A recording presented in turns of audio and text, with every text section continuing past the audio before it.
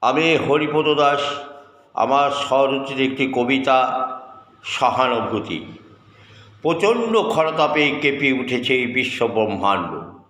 প্রতিদিন বেড়ে চলেছে তাপমাত্রা, কখনো 40 ডিগ্রি, কখনো তার অধিক। শুকিয়ে যাবে খাল, বিল, ডোবা, পুকুর। জলের অভাবে মরে যাবে কত পশু পাখি।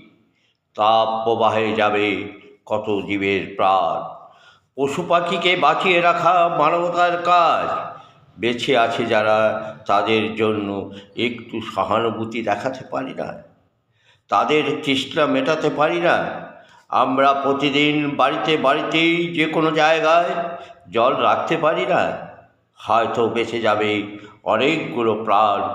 আসুন আমরা সকলে মিলে মানবতার হাত বাড়িয়ে দিয়ে ওদের পাশে এসে সকলে দাঁড়াই। নমস্কার।